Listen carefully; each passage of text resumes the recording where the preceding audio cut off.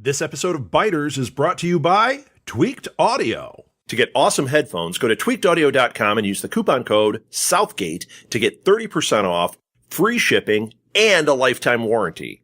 Or you can get there through the link on our website, southgatemediagroup.com.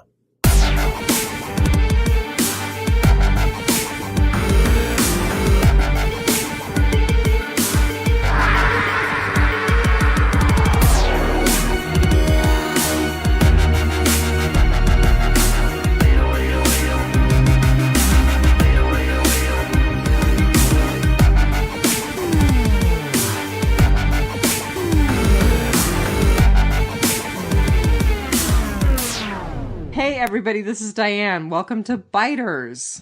And this is Marnell. And we're trying to figure out how to do this episode. Right. I don't know why it's so hard. So we are podcasting kind of a review of the Boondock Saints, starring everybody's favorite dirty hillbilly, Daryl. Except this time he's a dirty Irishman. Yes. It's so funny, though, like watching him in The Walking Dead and then going back and watching him in the Boondock Saints. I'm like, you know what? He could really be Daryl's long lost, like, Irish cousin. It's funny that you say that because my husband said he kind of plays the same type. Yeah, it's a very similar vibe. Yeah. Like, even to the point of, like, having a very close brother. And they both live in this very, like, Spartan apartment where, like, there's open showers and an open toilet, you know, like, it's very rustic, kind of backwater hillbilly, but in Boston. Very good call. See, and you thought we'd have nothing to talk about. There we go. The podcast is over. 1 minute and 13 seconds. Record time. Well, so the Boondock Saints, before we start talking about the Boondock Saints, let's just talk a little bit about Whisperer's Corner and kind of get that going because I don't want to forget the couple of things that we said we were going to mention. Sure. So the thing that I want to mention is that friend of the pod, Thomas O'Mara, is involved in the Sonoya Dead Bash this year. He was involved in it last year, too. It's a May event in Sonoya, Georgia, which is where most of The Walking Dead has been filmed. And we can announce that he will have Tommy Turvey, who is the animal trainer who worked with Rick's horse from the first episode, and who also, I think, is working with Dog in the new episodes. So is he the same one? I heard that they get all of their animals kind of from the same person, or is he just working with the super on-screen animals? Because I thought like all of the goats and everything came from the same local farm. I think I heard that as well. And he's also going to bring Buttons, the horse that was killed when Daryl and Aaron were together. Buttons, oh. Yeah. So he must be the guy who supplies the bulk of the animals to the Walking Dead. Oh. So, go ahead. Can't name a horse Buttons and then rip it apart by zombies. Yeah. Right? That's just cruel. So, I know that Thomas is also working on some different guest cast members, but we're not at liberty to say who those are yet. But keep an eye on Sonoya Dead Bash. You can follow them on Facebook. Excellent. Yeah. And I would love to go. I know I would too. When is it? It's at May 25th and 26th. Yeah, no. Although ticks. What? Ticks. Like, as in, like bugs. What about them? Summer in Georgia. May isn't summer. It's close enough. It's summer to this Alaskan girl. Maybe in Georgia, I guess it's summer, but it's definitely not summer here. Yeah, it's close enough. But yeah, no, ticks are bad. Yeah, ticks are way bad. Yeah. So do you have anything that you want to share for Whisperer's Corner? Well, I'm sure everybody already knows this already because it's been all over the internet since it was announced, but Austin Emilio, aka Dwight from The Walking Dead, is going to be our next crossover character for Fear the Walking Dead. Which is just crazy. And Morgan has met him, so Morgan will recognize him. And I think it's an excellent decision because we will probably get a lot of Dwight's backstory without it having to be a flashback in The Walking Dead proper, because the Fear the Walking Dead isn't making the time jump that The Walking Dead did. Oh, good point. Yeah, so I mean, it's been six years? Right. Yeah, so Fear the Walking Dead is 6 years in the past, so we'll catch up with Dwight and see all of his stuff, and he can be on the show for as long as they, need him, and then, maybe eventually catch back up to The Walking Dead proper. Well, it is interesting because I remember hearing somewhere that Austin Emilio said we would see Dwight again, but I have to be honest and say I did not expect him to be a crossover to Fear. Neither did I, but like I said, it's brilliant, of all people. I mean, at this point, you could even do Heath, because basically anyone who we haven't seen in The Walking Dead time jump can be a character in Fear the Walking Dead. So I have to ask you, do you think he found Sherry? Do you think we'll see Sherry also? Absolutely. I don't know if she will be a mainstay also on Fear the Walking Dead, but I think we will get some sort of closure in that, like, he met up with her and, like, everything was good until she got ripped apart by zombies, or they met up and had a falling out and went their separate ways, or something else. I don't know if she'll continue on being Fear, but I think we'll get some closure to their storyline. I hope we do. I do too. It may even be closure in that he never finds her again, but I hope it's more than that.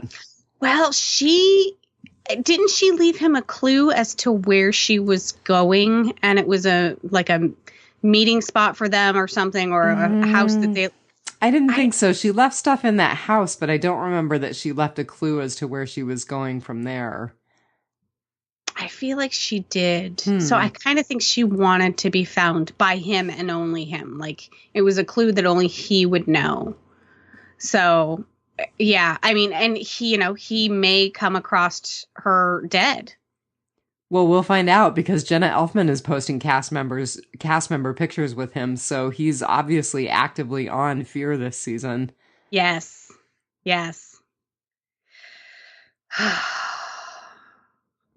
So the Boondock Saints.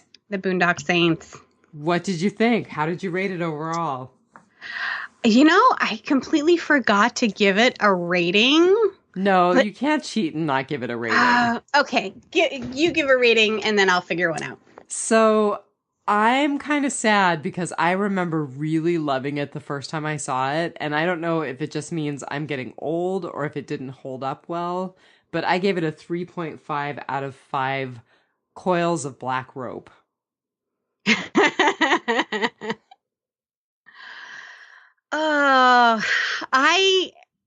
I really liked it. What's funny is I think I've said before that I think I just watched it for the first time like a year ago. I had never heard of it, and it was a Norman Reedus movie, so I was like, hey, this is on Netflix, I'm going to watch this. And I remember being very so-so about it, the first time, but the second time that I watched it, I watched it for a podcast, so I was very into it. And so I gave it a 4 out of 5 pennies on eyelids. Oh, right on. Yeah. So, yeah, I really liked it the second time around, and I'm really looking forward to watching the second movie. Oh, that's so funny, because I was kind of like, oh, am I going to dread watching the second movie, or am I up for this, or I'm up for this. I can do this. Yep, we can do this. We can talk about anything. For at least 8 minutes and 30 seconds. Well, so Boondock Saints had a limited theater release when it was first let out, which I didn't know. So it was first released in 2007. Or it's 2000, excuse me. Yeah, it was like November 1999. And the reason that it had such limited release was that they were afraid that there would be associations between the violence in this movie and the Columbine shootings that happened in 1999. Just happened. I mean, look at the parallels. You have 2 guys dressed in black going around shooting people. That's kind of what Columbine was. So, Yeah. Well, and I just think anything where you have kind of the level of violence that you saw in this movie. Right. Because let's admit, this was a pretty bloody flick.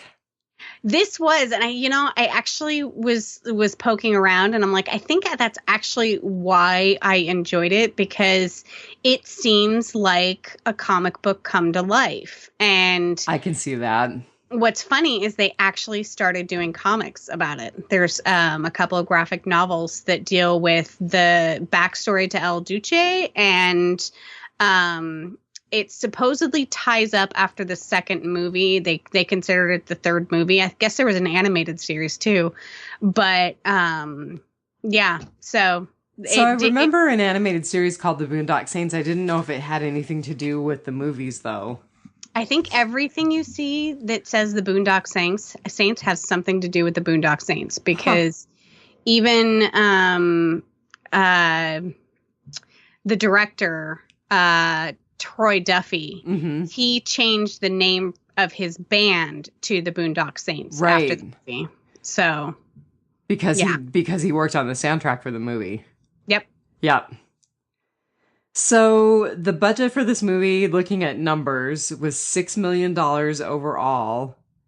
It only made $30,000 in box office release. Well, it only at least in the first release. Right. It only released to 5 theaters for 7 days. Which is just crazy, but it made up for it in domestic video sales because it made $50 million in domestic video sales. Yeah, it became a cult classic.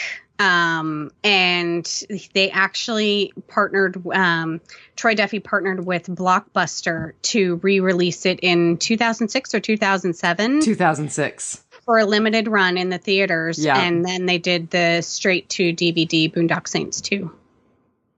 Oh, I didn't realize Boondock Saints 2 was straight to DVD. Yeah. That's really crazy, especially considering that as of 2015, they were in talks to make the third one.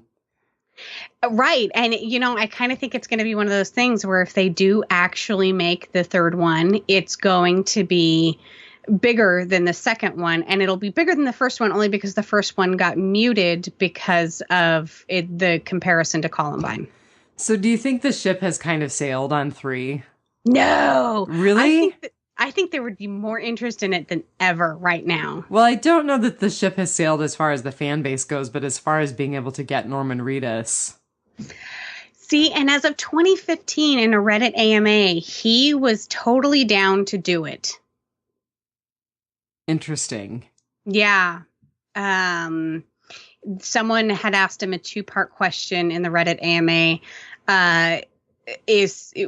Would he want to do a Boondock Saints 3, and would his brother on the movie, Sean Patrick Flannery, who played Connor, could we possibly see him on The Walking Dead? And he's like, well, for sure the Boondock Saints 3 is happening. And this was back in 2015. Mm-hmm. He's like, for sure Boondock Saints is happening. And he's like, I would love to have Sean on the show. So he said he's kind of a ninja in real life anyway. So it'd be cool to have him on the show. I guess I should never say never, because you can jump the shark at any point in time. I kind of think it would be Norman Reedus kind of going back to his roots of doing this, kind of more indie movies, more low budget movies. I could totally see him being like, yeah, screw it. Let's do it. It's not like it's going to ruin my reputation or anything if it bombs. The funny thing is, one of my first memories of Norman Reedus was in Charmed. He had a short run as Phoebe's boyfriend. He did. And he kind of played the same character in Charmed, too. Well, and he plays Scud in Blade 2. Right. I remember that. It's the kind of the same character. Yeah, I don't want to cap on Norman Reedus and say he has a limited range, but maybe he has kind of a limited range. I think he's got a comfort zone where he's just like, I'm cool with doing this. I get paid to do something I love. I get paid a lot of money to do it. And it affords me to ride motorcycles and have babies with my beautiful wife. Right. Right. And he's totally riding motorcycles with Austin Emilio and Jeffrey Dean Morgan again and Andrew Lincoln. And he's got all sorts of crazy stuff coming up in Ride. Right. And I need to start watching that. I was not particularly interested in it because I'm not like huge on motorcycles. So I didn't think it would hold interest, but it kind of also sounds like it's kind of, It's like, kind of like Anthony Bourdain on a motorcycle. well, I was going to say it's probably like Jerry Seinfeld and his getting coffee with celebrities in cars or Oh, whatever. right. Yeah. Yeah. No, it's more like Anthony Bourdain on a motorcycle. Because there's Okay. definitely a lot about culture and food, and it's just kind of experiencing each area where he and his guests go for that particular week of writing. Oh, they need to bill it as that though, then, because like that sounds completely interesting to me. I would totally watch something with culture and food and Norman Reedus. Oh, the episode with Jeffrey Dean Morgan in Barcelona last year was really good. Okay, well, I'm gonna have to watch it. And I haven't watched every single one, but I've watched a few and I've really enjoyed the ones. And I'm not a gearhead either. I'm not like big into motorcycles, but Yeah, it was very cool. awesome. All right, so what do you think about the title for the Boondock Saints? Did you Google it? I haven't. I Googled it, but Well, so boondocks means kind of a rural area or an area that's kind of out in the sticks. okay, it does because we always say out in the boonies, Right. Yeah. And so, and our characters get painted as saints for their actions, for their kind of, we're going to clean up crime spree. Vigilantes. So, all I could think was that they're kind of from the sticks as far as Boston goes. I mean, they're, like you said, they're in a really, for lack of a better term, rustic setting. Yeah. I don't know. I struggled to really find a good call on the title. I think it just kind of it is itself. I mean, they were considered the Boondock Saints in the movie, and hence the name of the movie. I don't think the word boondock was actually used. It might not have been. Yeah, I don't think it was. I love one of the Google questions. Someone asked, "Was the Boondock Saints based on a true story?" Oh my God. You'd think you would have heard about that. Well, so it's funny that you actually say that, because when I was going to talk about Troy Duffy, who's the writer and the director, this script was inspired by real life events. Right. From Wikipedia, It says Troy Duffy's screenplay was inspired by his disgust at seeing a drug dealer take money from a corpse across the hall from his apartment. Duffy, who was working as a bartender and a bouncer, had never written a screenplay before. He did a good job. I mean, I liked the movie, and apparently a ton of other people did too. It just got a limited release due to its association. Yeah, and I'm not going to say I didn't love it, because, like I said, the first time I saw it, I was like, this movie's just the best thing ever. It just didn't hold up as well for me the second time through. Okay, and speaking of holding up, what's funny is watching it the second go around, I'm like, this movie really holds up as far as its fashion.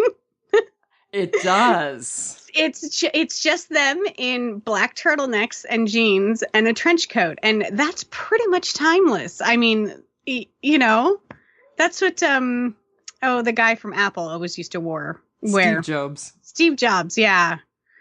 Yeah, so I'm just like, I was looking at that, was like, you would almost never know when this era was in this movie. That's a really good point. Other than nobody has cell phones. Yeah, visually it's very different.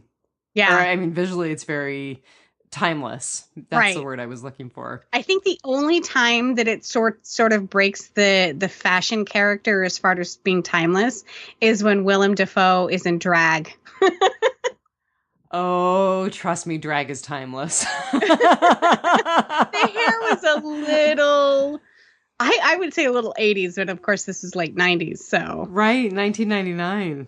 I feel like, which, by the way, 20 years ago, can you believe that?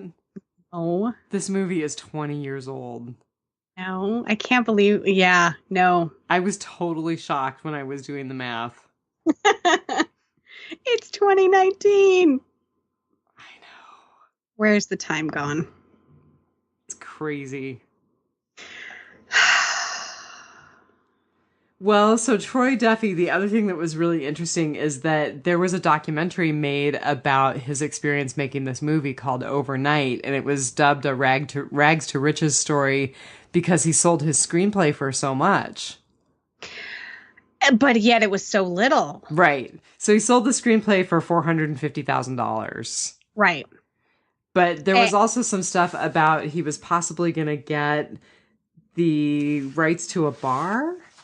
So, yeah, and that deal broke down. And plus, there was some sort of lawsuit that none of the actors, and he never got paid for any of their work on the movie, and they basically had to sue the studio, and everyone came out with a undisclosed settlement. Really? And that's really scuzzy. He never got any residuals, so that $50 million from the DVD sales, he never saw any of that. Oh, that's really scuzzy. But in the outcome of the lawsuit, he regained the rights so that they could do the sequel and then hopefully the third movie, and then do all the other things like the animated series and the graphic novels and all of the other things that go along with marketing a movie. So he eventually did regain it, but he didn't nearly make as much from the movie as he should have because he produced it and wrote it and directed it and actually had on soundtrack and had a small part in the movie. And so, right. I saw that too. He played some guy in the bar. Yeah. Yeah. There's actually pop figures. Oh, that's hilarious. Saints. Okay, as much as I gave it a 3.5, I would love to have one of those Funko figures. That would be awesome. So the BoondockSaints.com has a shop. They have articles, projects, and they have an art and tattoo section. Very cool. Kind of what I'm on right now. But so yeah, you can get Boondock Saints material on their store. What else did I write about Troy Duffy? So the Wikipedia article also said that there were times that he was often really abrasive on set. Yeah. So did you see the list of people that they tried to get? Yes, the rotating cast of people that they were trying to cast in the roles. I mean, it started out as being Mark Wahlberg and Ewan McGregor. Or Stephen Dorff, actually. Yeah, Stephen Dorff. Yeah. But he also wanted Ewan McGregor to be in it, but he got into a fight with Ewan McGregor, and they don't speak. Really? Yeah. I mean, just there were so many people. Yeah, Brendan Fraser, Kenneth Branagh. Branagh, yeah. Branagh, yeah, that's how you say it. Then for Smecker, the FBI agent who Willem Dafoe played, they were looking at Patrick Swayze, Sylvester Stallone, Bill Murray, Mike Myers, Kevin Spacey, and Robert De Niro. Like, think about this movie with any of the people we just mentioned in it. I actually have a really hard time picturing it, and I can't imagine anybody other than Willem Dafoe as Smecker. Right? I mean, don't get me wrong. Patrick Swayze does an amazing drag, or he did. I cannot imagine Stallone. Bill Murray, maybe. Bill Murray would just be funny. He would bring humor to it. Mike Myers, no. Kevin Spacey, I actually could before what we know now. Right. Robert De Niro, never. And it's particularly the drag scene that I can't see them pulling off. Mm-hmm. Like, could you imagine Robert De Niro in drag kissing a guy? Well, I think part of it is that Willem Dafoe is fairly slight. Yeah. So he was able to pull it off from a physique standpoint, too. But no, I can't imagine him locking lips with that guy. I can't imagine anybody else locking lips with that guy.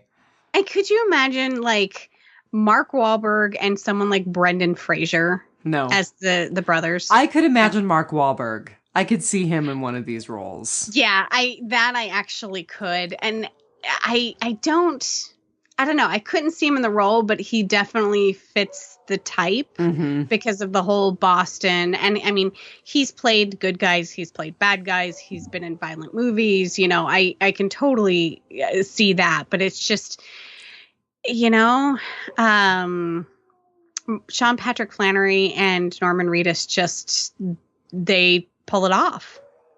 They inhabit the roles. They do. They do, in spite of their broken Irish Boston accents. Well, Sean Patrick Flanery's is better than Norman Reedus's is. It is. It is. There's a couple times where I was like, "Wait, what?"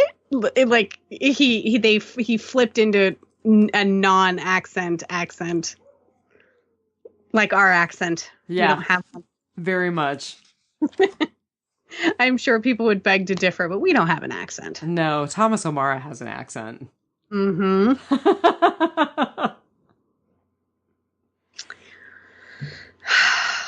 Well, so who do you want to talk about for featured cast?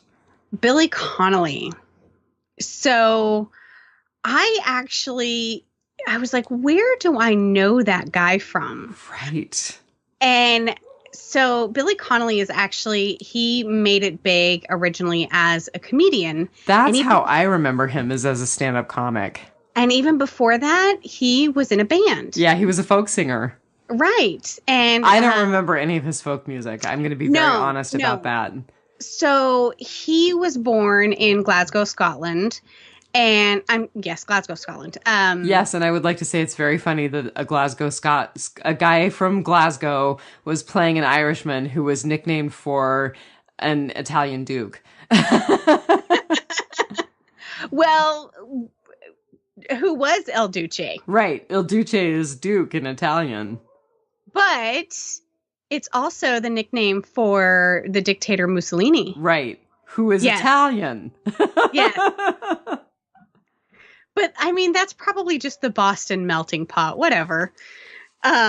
So he used to tell jokes between the sets when he was in the band. And the jokes were actually getting more of a response than the band. And so he became a stand-up comedian. And he was known, of course, in Scotland before he hit it big in the UK as a comedian. So he was known as a musician in Scotland and hit it big in the UK as a comedian. And then what I most know him from is, do you remember the show Head of the Class? I kind of remember his role in Head of the Class, but I can't say that I watched it tons. I think it was probably more your age set than my age set.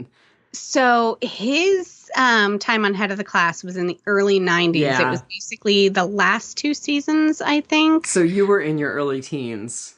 Right. 1990, 1991, 10, 11. So I probably watched the reruns on Nick at Night. I was so over that stuff by then. Oh, you were on to bigger and better things. Yeah. So I don't know if that was his first thing really in the US, because he was in a lot of stuff before that. So he did a lot of comic relief stuff with Whoopi Goldberg. That I do remember. Mm-hmm. And that's what I remember him from. Oh, wow. He's got a ton of specials. Mm-hmm. And yeah, so, but I think he's been on movies and TV since 1975. So before I was born. And there is something that he was in that I'm sure is from Scotland or the UK or something. And it was one episode and it's called Super Gran. And it is now my life's work to seek this out and watch it. Oh, yeah. Why is that? The adventures of a superpowered granny who fights crime in her community. Does he play the superpowered granny or does he just have a role in it? He just has one, he does one episode out of 27 episodes. Ah, okay. So, yeah. It looks super cheesy Monty Python Mr. Magoo-ish. So, yeah, now I'm going to go and see if it's on BritBox, and that'll probably drive me to get BritBox. And then I will live vicariously through you because I'm still not going to buy BritBox. I mean, super grand. That just sounds hilarious. It does. It sounds great. So, yeah, Head of the Class is what I know him from. And then he had a small spinoff series from that because his character on the show was named Billy McGregor. He had a spinoff show for one season called Billy, which it didn't really, I don't think it did that well. And then he does a lot of, he was on Muppets Treasure Island, Beverly Hills Ninja. He's got a lot of bit parts in like Veronica's Closet or Tracy Takes On, which is, I think, a spinoff of the Tracy Ullman Show. And he had a small part in X-Files, I Want to Believe, the second X-Files movie. Okay, and I forgot that there was a second X-Files movie because the first one traumatized me so much because it was so terrible. No, it was not. Okay, how can you say that? This is why it was terrible, is because it was just an episode of the X-Files that was 2 hours long. It was nothing special. Okay, that is not terrible. That is amazing. I paid like $7.50 at the time to go see that in the theater. And I was like, what the heck? This should have just been 2 episodes, you know, with the to be continued at the end of the first episode. I would have paid $17.50 to see it and I would have still been happy. Oh, so I have actually never seen the second X-Files. Oh my God, it was really good. I know. Now I have to go watch that. And he plays a creepy priest. Oh, that makes me want to watch it even more. See? That's awesome. So, in 1999, he played El Duce in the Boondock Saints, and no Law and Order episodes, by the way, none. Oh yeah, no, none. How is that possible? He was in an episode of Columbo, but not Law and Order. We're dating him. We're showing his age. Well, yeah, I was gonna say when I said that he was enacting in movies since 1975, that probably dated him really well. Well, you know, when I was thinking, so if there really is any thought about Boondock Saints 3, they got to get it in gear because Billy's getting up there, man. So, and I will get to that, but so I read somewhere that he was so excited to play this character in the Boondock Saints that he couldn't stop smiling when he was on screen, and so that's awesome. That is why every time you see him on screen, he has a cigar in his mouth. It's because it's basically hiding his grin. So he was very excited to do this movie. So I'm glad he got to be part of it. And the second one, and since I haven't seen the second one yet, I don't know if he survives it. You know, I honestly haven't seen the second one yet either. I was thinking about that, and I have zero recollection of the second movie, so I don't think I've watched it. So 10 years after the Boondock Saints came out, he was in Boondock Saints 2, with a couple of things in between, a series of unfortunate events. The Last Samurai. One of the last things that he was in, of course, was The Hobbit, The Battle of Five Armies. Mm-hmm. I do actually remember him from that. But like Dianne was saying, if they want him in Boondock Saints 3, they are going to have to get on it because he was actually recently diagnosed with Parkinson's. Oh, no. And I believe pancreatic cancer. Oh. So he's basically gone home to Scotland to retire. But I think he would probably come back to acting for the Boondock Saints 3 if given the opportunity. He seems to be doing really well. And it's funny, the way that he found out that he had Parkinson's was in 2012, he made an appearance on the Conan O'Brien show, and in a hotel lobby, a doctor approached him as a fan and mentioned that his shuffling, the way he walks, resembles somebody with the early onset of Parkinson's, and advised him to get a medical checkup, which led to his diagnosis. Wow, that's really interesting. So he was diagnosed with Parkinson's in 2012, and it's 7 years later, and the guy's still working. So I think he's going to, be okay. I think All that Jameson whiskey and cigars is keeping him up. Well, I've got to be honest, I didn't get that far in his biography because I got really bogged down in his childhood stuff. Did you read that? I did read something about it, and it was prostate cancer, not pancreatic cancer. Oh, okay. That's a much better prognosis than pancreatic cancer. It is. Everyone gets all panicked about the big C, but I know so many people that have been diagnosed with cancer and are doing fine to this day, you know? Prostate cancer, if it's not an aggressive form, grows slowly. And now what we kind of have learned is that very often men who are diagnosed with prostate cancer will die of something else rather than from their prostate cancer.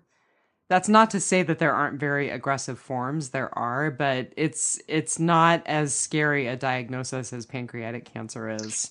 Right. And especially if you catch it early. Mm-hmm. I mean, anything, obviously, if you catch it early enough, it can extend your prognosis and your quality of life and things like that. So what I'm saying is go get checked out by a doctor, especially if you're an amazing actor like Billy Connolly or Ruth Bader Ginsburg. Right. If you're a national treasure like Ruth Bader Ginsburg. It's amazing. She broke ribs and they were like, oh, by the way, you have these nodules in your lungs, and breaking ribs saved her life. It's crazy. Tough. One tough lady. Yeah. So you were saying about Billy Connolly's early life, which I did read, and it's so tragic. So it was just so hard. He was abandoned by his mother, although he says he wouldn't use the word abandoned. Just after World War II, when his father was still away with the military, and he was cared for by his father's sister. He and his sister, Florence, were cared for by his father's sisters. And he said that his aunts always told him he was stupid, and that is something that has stuck with him to this day. And it just sounds like the way that he talks about it, that he really struggles with kind of his early upbringing and some of the residual stuff that he has from his relationship with his aunts. Right. So did you read the September 2001 Guardian newspaper article? No, I read that he also was physically and sexually abused by his father. Yes. Which is super sad. It's what led him to drinking and doing drugs. But he says that he overcame that with the help of his psychologist wife. Mm-hmm. So, and he's been sober since 1985. It's amazing. I always think of every time I read something about that by somebody who's known for their comedy, that it's just always the people that have been through the worst who can always bring everybody else around them up, Well, the other thing that the article said about him was that he went to a Catholic school that was really abusive, and he said that's where he decided that he wanted to make people laugh. Yeah. So he decided very early on that he wanted to do something where he brought joy to other people. Right. And it reminds me of Robin Williams, Well, and interesting, the Parkinson's diagnosis, too, because that is one of the things that led Robin Williams to commit suicide, was a Parkinson's diagnosis. Right. And, I'm sure he and Robin Williams were, fairly close because they did the comedy specials together. Right. So it's an interesting sort of symmetry. Mm-hmm. Yeah. So... yeah, that's really all there is about Billy Connolly that I could find. Yeah, it actually, there's a lot about Billy Connolly, but that's what we're going to say in the limited time that we have. Well, there's a couple quotes that he has that I absolutely love because they remind me of Alaska. He says there's 2 seasons in Scotland, winter and July. Oh, that's hilarious. And in Scotland, there's no such thing as bad weather, only the wrong clothes. That is so true of Alaska, too. Yeah, I read that and I was like, I want like a sign over my door that says that now. So I feel like I have an entirely wrong wardrobe this year. Oh, why is that? Oh, it's been so unpleasant. It was 24 below yesterday, actually. Yeah. We just got our biggest cold snap and it got down to 16. Oh, terrible. Yeah, you're It's 16 above zero, 20 below zero. It's all pretty much the same. Oh, no, I was being really snarky. I would much rather see 16 above any day. Well, I drove around for like 2 days with the indicator light on my car saying that one of my doors was open, but it was really the trunk lid that wouldn't open because it was frozen shut. It finally warmed up to 19 degrees and I was able to open the trunk and then close it so the light went off. Thank God for auto start. Ugh. I would never be able to pry my doors open if I couldn't preheat my car. I have to say I use my auto start every morning at least twice. Yep, me too. Yep. They really need to design it better auto start for Alaskans because mine will only go twice for like 10 or 15 minutes. I think the car is 10 minutes and the truck is 15. But after that, you have to go and manually start it. You got to man up and get out there. Yeah. But I got to say, I love that I can start my truck from an app on my phone. That's just amazing. That's from pretty like nice. From like a mile away, too. I can be like at a restaurant somewhere downtown and my car can be parked elsewhere. And I can be like, oh, I'm just going to start my car before I walk back to it. That's pretty nice. Yeah. Technology, man. I don't want Siri listening to me, but I want to be able to start my phone from a mile away, or start my car from a mile away. I want that app. I forget what it's called because the one that I have actually isn't the current one. They just haven't made me update my app yet. And you have to get it installed. Oh, there you go. Yeah. Yeah, it's a system it's an aftermarket system you have to get installed. You lost me at installed. Yeah. Normally I lose people at aftermarket because it could violate or void our warranty, but the dealership actually sent us across the street because our truck didn't come with auto start. Like the year that our truck is, like they were just like, no, we're not going to do auto start. That's just not a thing. It's like, it's totally a thing. I'll just stick with using my key fob. Still better than the old days where you had to go out and like pry your door open, start your car, scrape all the stuff off the windshield. Yeah, no. Never going back. All right, girl. Good, bad, and ugly. Do you want me to start? Sure. My good was the ending. I absolutely loved the big speech at the end where, they talk about they're the avenging angels and the dark winged angels or something like that. And the two brothers and the dad and, the whole courtroom scene. I just loved that. Very cool.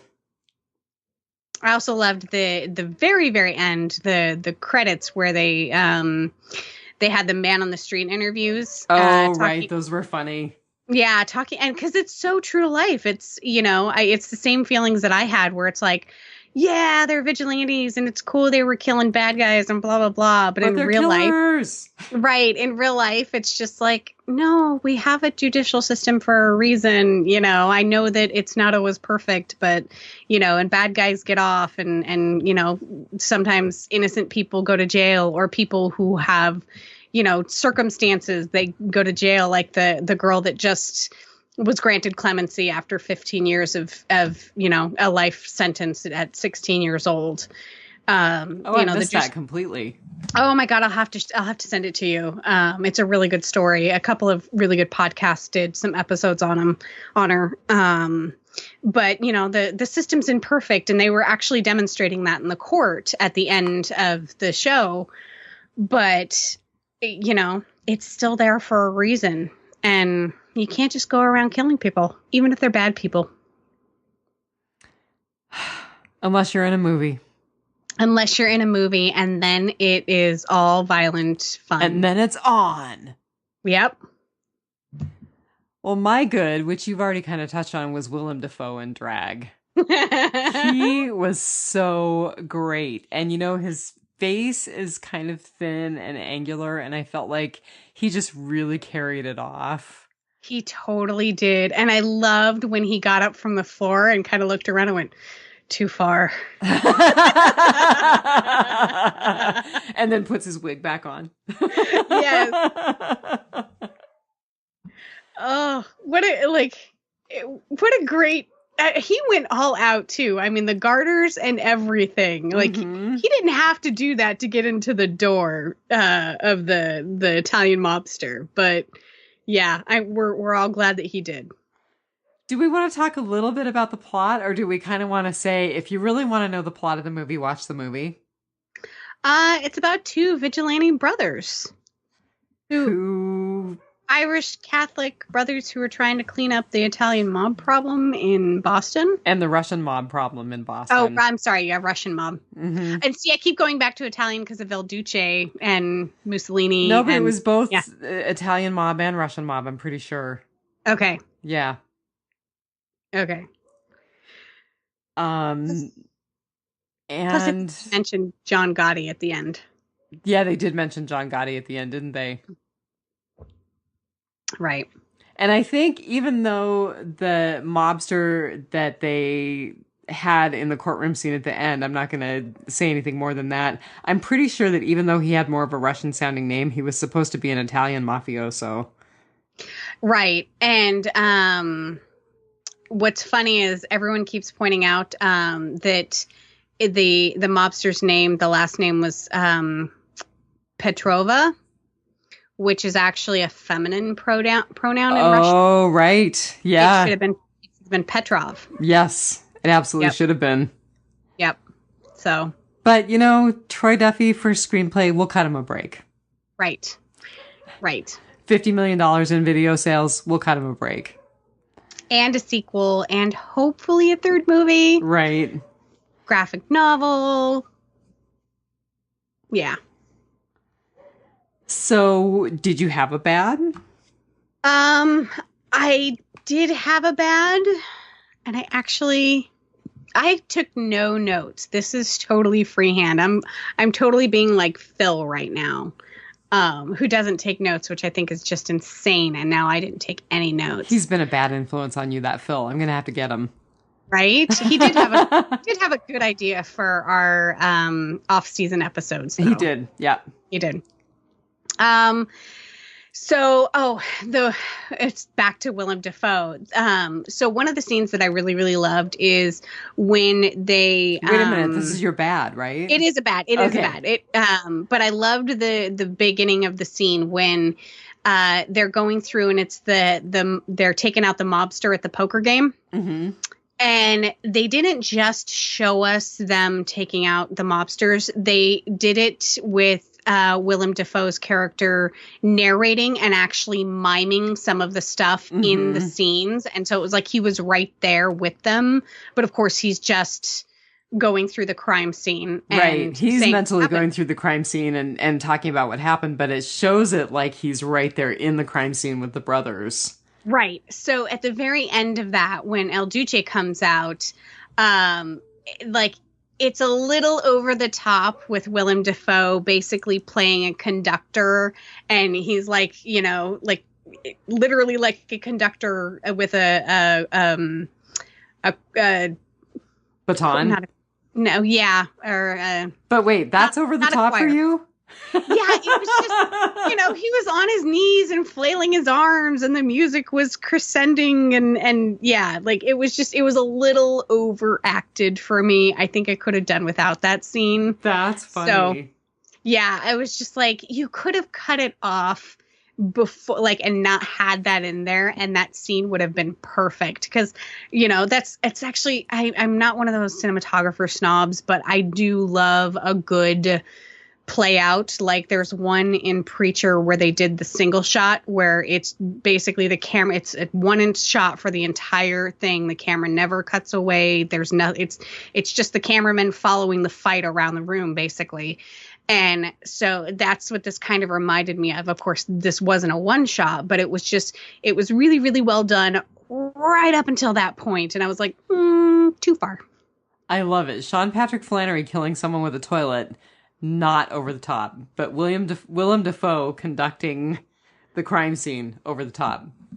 No, I could totally see killing someone with a toilet. I was just watching something the other day. Oh, the accountant with not, Ben Affleck. And one of the characters in there, like, she gets trapped in her bathroom and she picks up her toilet tank lid and she hits the guy over the head with it. And I'm like, I've always imagined that I would do that if I got trapped in my bathroom and there was somebody like breaking into my home. That's like the best weapon. Like, your toilet is a weapon. That is hilarious. Totally plausible. But not to be a spoiler for anybody who hasn't seen the movie, go watch the movie. But Sean Patrick Flannery uses the entire toilet. Yes. Off the third story of the building? The fifth story. Okay. Because the lady started to have a leak on the fourth story, so Willem Dafoe's character, Smecker, said, aha, we gotta check the fifth story of the building. Right, that's right. Yeah. The most implausible thing was not the toilet, it was him jumping off and landing on the guy. And being okay. And being okay, yeah. Mm-hmm. Yeah. Well, my bad, which again I've already touched on, I'm kind of repeating myself, is that it just didn't hold up as well for me. It was kind of a chore to watch it for me the second time through, and I don't like feeling like I'm doing a chore for podcasting. Right. But then you get to podcast with me, and I make everything funny, and it's okay. You make everything lovely. And we've already been talking for like 50 minutes. I know, right? This is awesome. I'm not sure anybody will listen because it's almost entirely not Walking Dead related other than Norman Reedus. Right. But hey, we're still here for you. That's right. Even if there's one person listening, hey, Phil, we're here for you. Yes. So what was your ugly? So what's funny is my ugly was Willem Dafoe in drag. Oh, was it a good ugly? It was a good ugly. I absolutely loved it. And like I was saying before, I could not imagine. I mean, like, don't get me wrong, Patrick Swayze does a great drag, but I can't imagine anybody else in this role. And on the Capes and Lunatics movie club that we reviewed, Aquaman, mm-hmm. Willem Dafoe is an Aquaman, and we talked about it. Right. And it's like he very rarely plays the hero. And if he's playing kind of a hero kind of type character, he's the anti-hero. So in this, of course, he was, he was an FBI agent, wasn't he? Mm-hmm. Not a detective. He was an FBI agent. Yeah, FBI agent. And he winds up, totally backing the Boondock Saints. Like, he finds out who they are and he loves it, and he joins in the vigilantism and, so I can't imagine anybody else in this role. And I absolutely loved, most of the scenes except for that one. And he ultimately, speaking of joining in the vigilantism, is the reason that they were able to get into the courtroom at the end of the show. That's right. Yep. That's right. So he is an FBI agent with a twist. Right. He's got a dark side. Yes, definitely. Yep. Well, my ugly, speaking of twists, was the plot twist of Il Duce being the twins' father. Yeah. I loved that. And of course, I love how they revealed it. Mm-hmm. The Il Duce was supposed to kill the Dave the funny man. And Rocco. Yeah, Rocco. He was dead. So his job was over. And then he hears the guys saying the family prayer, and he finishes it. And everyone realizes who they are, and our duo becomes a trio. Mm-hmm. So awesome.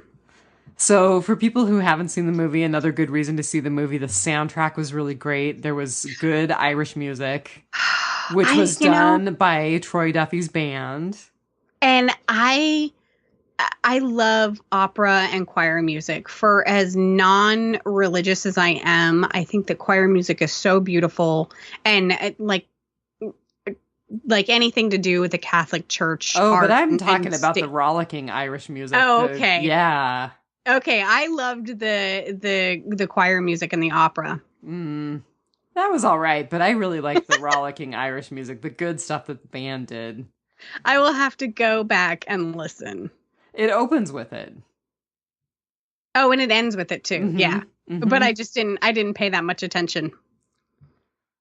That's always been a form of music that I've loved. So I think that that's one of the reasons that I enjoyed it so much. And then realizing that Patrick Duffy and his band were the reason that that music happened, that was really cool.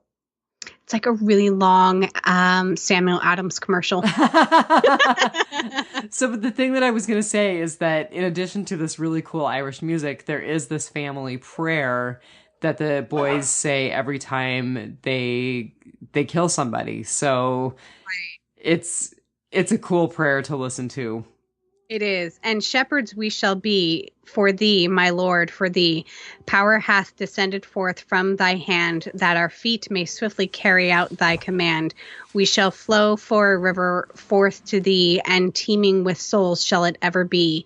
In nomine Patris et Filii Spiritus Sanctus. Amen. Which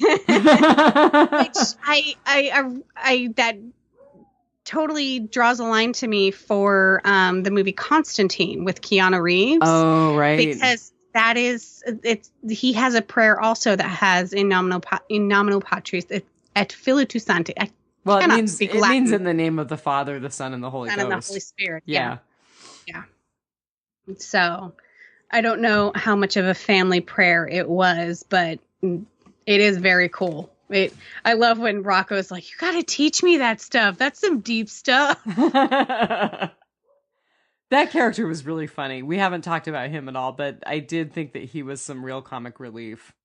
He was. And I had forgotten that he did not make it through to the end of the movie. Oh, I didn't. I remembered. The only thing that bothered him was when they went into the sin bin. And he gropes the stripper that was that was fainted out. Yeah, and the guys are like, "What are you doing?" And he's like, "I'll tip her." Yeah, that was totally wrong. I was like, "Oh no!" Yeah, that was pretty good. And Ron Jeremy was in this movie, right? So Ron Jeremy had no small part in this movie. It wasn't huge, but it wasn't a small part by any stretch. Yeah, I was watching it with my husband, and he was like, you do realize who that is, don't you? Yeah, Ron Jeremy's not known for his small parts. I actually sat next to him in a bar a couple years ago. Yeah, he came to Juneau. He does not look like he's completely gray now. He his hair and his mustache and everything. So I actually didn't recognize him, but my friend was in town and we were already just plastered. Our DD was basically, holding us up around town at this point, but we went into one of the swankier bars here in Juneau, and he was saddled up at the bar next to us. Did you skin crawl? Like I said, I didn't realize who he was, and my friend had just gotten to town that night, so we were actively engaged, chattering with each other. So I didn't realize until later who he was, and that was like, what's he doing in Juneau? That's funny. Yeah, it's really weird. Huh. Well, do you have any rotting potpourri about this episode? I thought that I did somewhere. Well, I'll start out then. I really thought that the character of Doc, who owned the bar, was really funny. I had completely forgotten his Tourette's.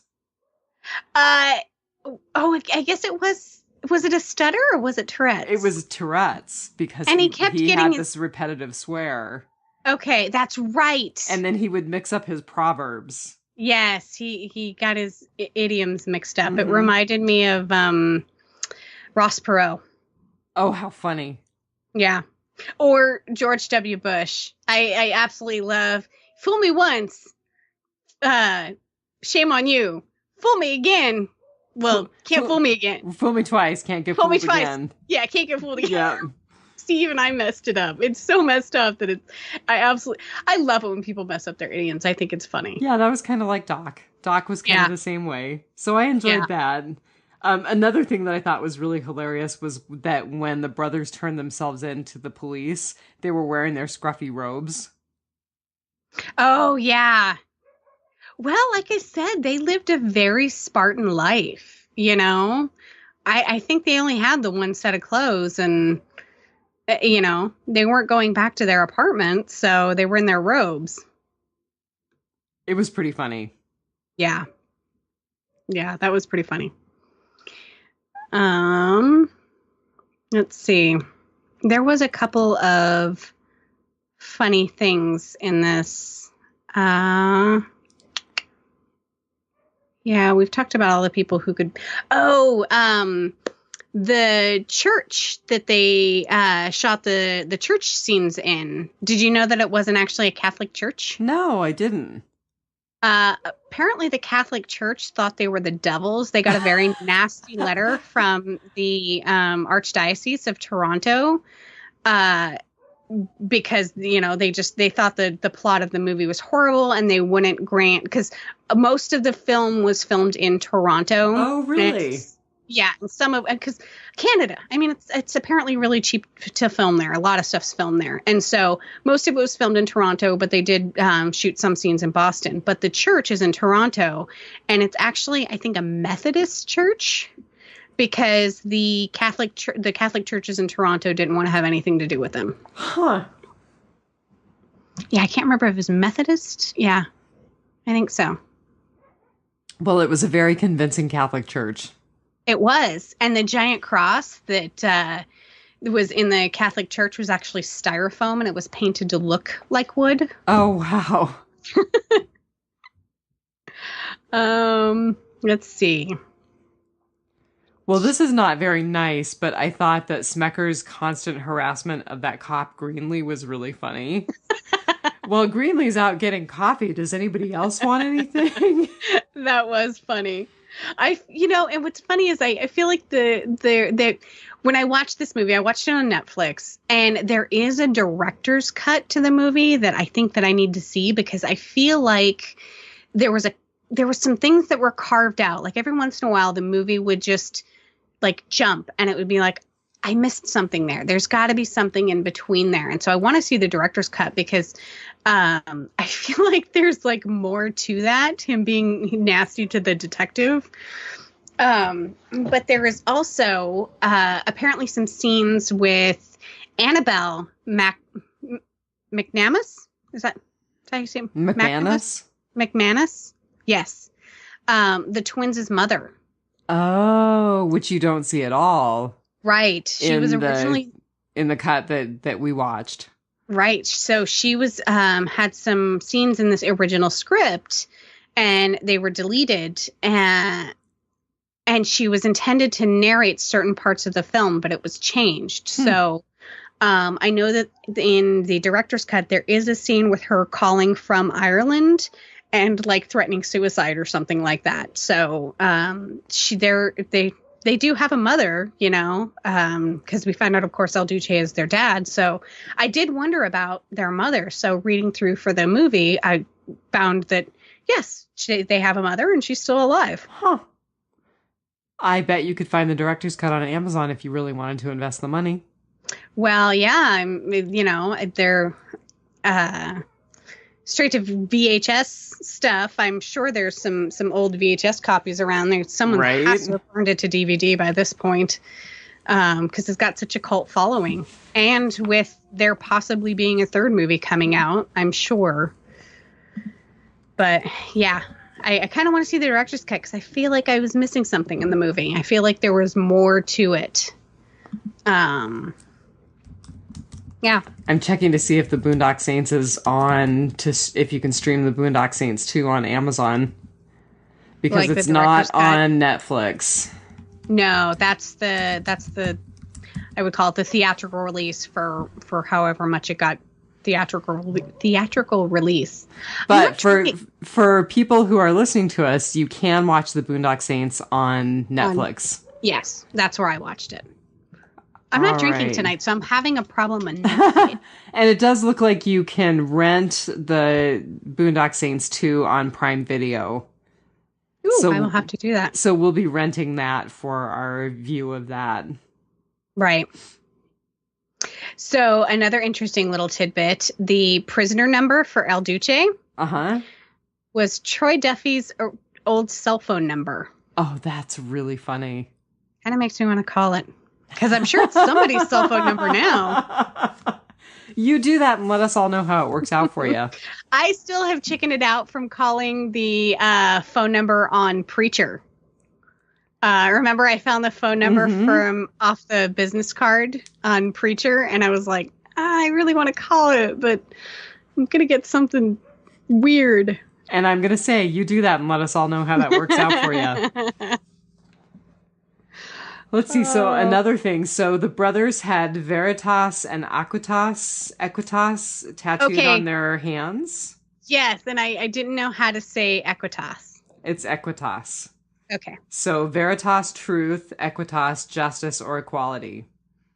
And it was Connor that had Veritas because that's Sean Patrick Flannery. Right. And Norman Reedus' character had Equitas. And there was meaning behind it in that Connor was the more level-headed brother, and Murphy was the he always calls him Murph.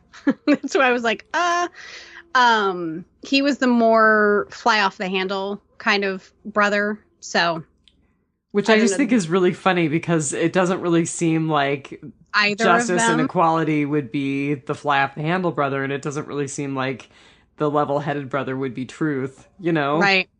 Right. I'm not sure that really holds, that really bears out for me, but...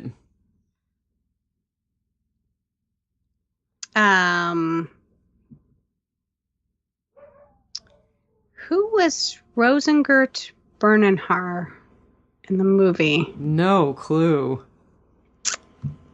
Someone had "Untouched by Man" tattooed on their neck. Huh. Yeah, I have no idea who that was, and it's not in the short cast list that I've got from the IMDb printout that I've been looking at. Or not IMDb, I'm sorry, Wikipedia. It was Dot. Oh, right. Yeah. It was awesome to see her. Yeah, Dot Marie Jones. Who I know as Coach from Glee. Right. Yeah, she was really great. She was their supervisor in the meatpacking plant. Yeah, so she had "Untouched by Man" tattooed on her neck. That is hilarious. In Latin. And then there was another Latin phrase where they got all of their guns and ammo. The guy from the IRA that they gave all the Russian mobsters watches and stuff to. Yeah. I forget what he had on his wall, but there was a lot of Latin in the movie. Well, and that would make sense being good Irish Catholic boys. Right?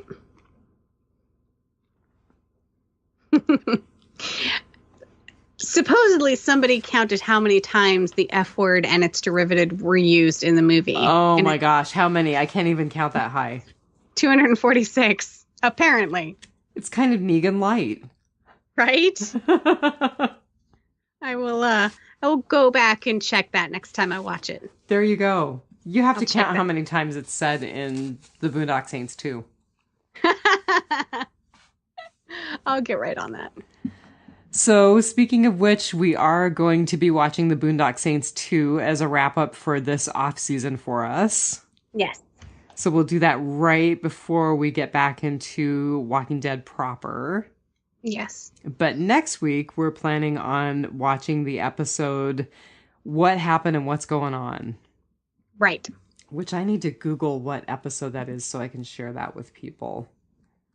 It's in season 5, isn't it? It is in season 5.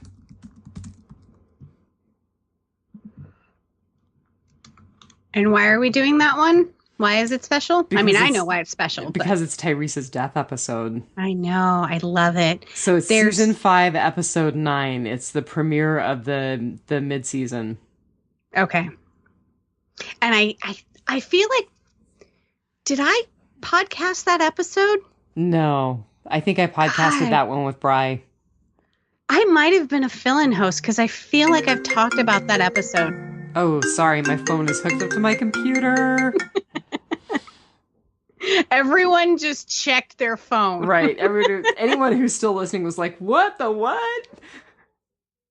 So the reason why I feel like I've talked about that episode is because it actually reminds me, there's so much symbolism in the episode. This is the episode where there's a ton of stuff that's placed around the room that's a callback. Okay, but we're going to talk about that in the next episode of Right. And Biters. But I feel like I've talked about it because it reminds me of an episode of Buffy. Ah. And you know how Buffy crazy I am. Sure. Oh. So, do we want to try to look at the comic book episode or comic book issue that goes with this as well? I will see if I have it. Okay. Yeah. So that was actually Phil's grand idea, is to, in our off-season, compare the Walking Dead episodes to where it should be in the books. Which I now have the giant first compendium. Giant. Happy birthday! Oh my goodness, thank you. Best birthday ever, hashtag. That is the heaviest dang book. I was telling Marnell that in healthcare, when people have a ganglion cyst, we used to say, oh, you can just smash that with the family Bible. Now I'm going to tell them they can smash it with the Walking Dead compendium because it's such a huge book. Although, actually, if you have a ganglion cyst, don't smash it because it will just come back and it's all pain for nothing. Ugh. Yeah. Yeah, when I was mailing it, the girl was, because I just brought it in wrapped and I was going to pick out a box in the post office. The girl was like, well, how heavy is it? And like, I put it on this. She's like, oh, yeah, you want one of the flat rate boxes. Yeah, definitely. Oh. So, I think that's all we have for the episode. Yeah. So next week, the Tyrese death episode, season 5, episode 9. But otherwise, we will bid you good night and say, just remember, take it one dead day. I'm just waiting for you. I was waiting for you. You're awful. I am. I'm terrible, but that's why I'm related to you. Terrible, Muriel. See, and I'm like, we should send off this episode with a cool Saints prayer, but it's way too long, and part of it's in Latin. Could you imagine trying to read that together? Oh my God, we can't even get a sentence together. Well, they did it at the end of the show, of the movie, but they broke it up. Remember? Well, and they got paid a lot of money to do that, right? And they got several takes. We don't edit. Right. We do it live. Just like O'Reilly. All right, everyone. Have a good week. Have a good week. Bye, everybody. Bye.